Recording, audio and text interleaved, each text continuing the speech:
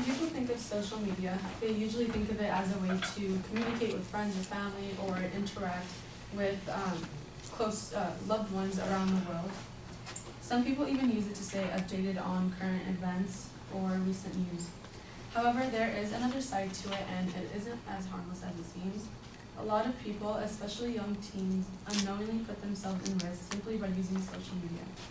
Today, I'm going to be informing you about the possible risks and downfalls of social media, such as cyberbullying, easy access to false information, and lack of communication skills.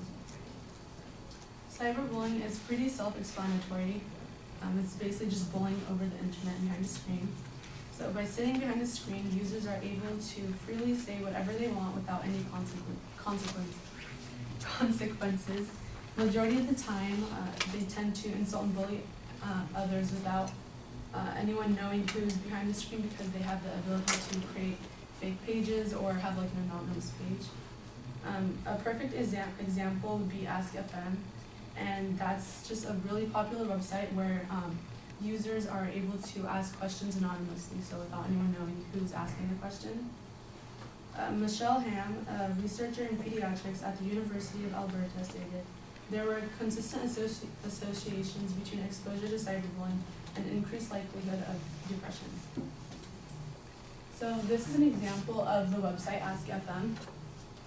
Right here, it shows that like you can just ask someone a question, and down there, right here, you can just check a box that says Ask Anonymously. So if you do have like your own page or account, you can ask with them knowing who is asking the question, but majority of the time people do ask like anonymously. So right here, people ask some really weird questions like that, but a lot of them are usually like really personal or offensive or just awkward. Another downfall of using social media is false news. I myself have social media, so like Snapchat, Instagram, Twitter, and I've witnessed users spreading false information all the time. So this one time I saw this post on Twitter. It was an ad from Pizza Hut, and people were posting it everywhere, and it said free pizza to college students with college ID.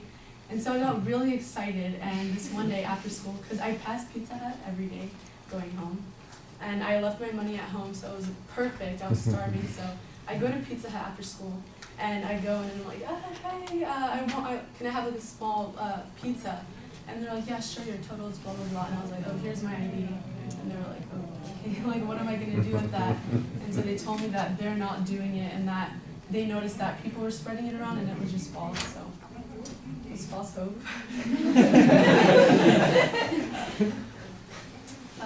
I'm sure we've all dealt with something or seen something similar to that going around social media. People tend to post pictures or statuses claiming something, and once it hits a bunch of likes or retweets, people just assume that it's real. Majority of the time, there isn't even a source to cite where it came from or who said it. So, like this, breaking: 2 explosions in the White House and Barack Obama is injured. I'm pretty sure that is fake. But since it's verified, people assume that it's coming from a credible source, and I believe it. According to DePoliaOnline.com, furthermore, ignorance ties in with this issue. According to DePoliaOnline.com, younger people are using the new forms of information mediums and have become obsessed with the wrong topics, such as celebrities, memes, and selfies. So teens nowadays don't seem to know what's going around the world, like current events. They don't know how to engage in meaningful conversation. And so one of the reasons why there's so much hate towards certain things or specific things is due to the lack of knowledge on a subject. I've said this before, but when I get hate comments for wearing my scarf or my religion, it's just because people don't know like why I wear it or what my religion means, because of the things that they see on social media. Lastly, people are beginning to lose communication skills due to social media. A study conducted for online casino Yazino found that 1 in 4 people spend more time socializing online via sites such as Facebook and Twitter than they do in person. University of South Florida graduate Mark Clennon stated, people tend to want to show others that they're having fun than actually having fun themselves. There's a greater desire to share with other people you barely know than actually hanging out with friends and making memories. People tend to prefer social media and texting over in-person conversations due to many reasons.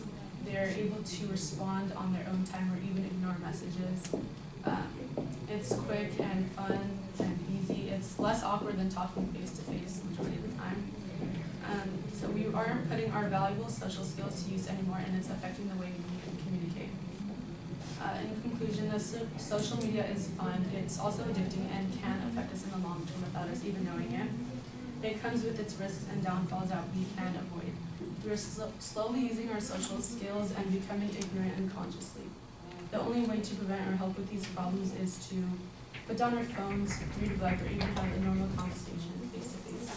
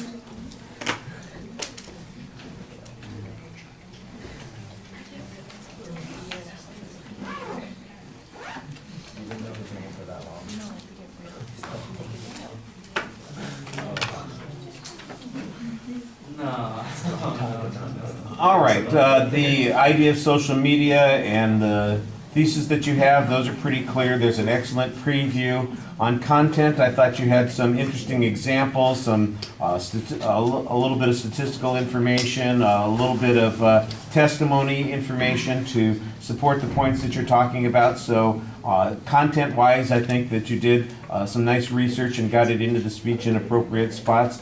So from a technical point of view, the organizational stuff is pretty solid. The delivery issues, that's where I think you're going to run into a few issues. First of all, I've already yelled at somebody. Where are you? There you are. I've already yelled at somebody about their big damn pages, and I'm going to yell at you about your big damn pages, which are even worse because they're stapled together, and so you have to flip back and forth between them. And sometimes they're even hanging around and waving in front of us while that's going on. Every time you stop looking at the pages and start talking to us, I'm enjoying the speech. And every time you look down at the pages again and start reading to us, it's just less interesting. And so I think everybody will probably say the same thing, even if they don't say it out loud, they're thinking it right now. They know that you've got something to say and that you are speaking in an interesting way, and then you got to break it up by looking down and starting to read again. So you got to get away from that habit. Your gestures are limited as a consequence of that. And sometimes you're having to hold the pages with both hands, like I said, because you're turning pages, and as a consequence you look less engaged that way. Your facial expressions, when you look up and you are speaking to us, I think you are pretty animated. Your eye contact is good when you look up and you're engaging the audience. But again, I think that that's a crutch that people go to because they think the content has to be perfect. Content is important. I don't want to dismiss that, but the idea of connecting with the audience is the most important thing. This is not a performance. All right? When you're giving a speech, you're not an actor who has to get all of their lines perfect and be in the right spot when you're delivering everything. You're just trying to communicate with people, and you're trying to connect with them in some way. And every time you do something that kind of breaks that relationship, it undermines the quality of what you're doing in your presentation. And that's just disappointing because I think you've got an interesting subject here. You've got fun things to talk about on it. And if you would just talk to us instead of worrying about the sentence that I wrote or the exact citation there, and we're just a little bit more focused on the audience instead of those details, I think you would be a lot more naturalistic and a lot more interesting. All right, I'm going to stop yammering about that now.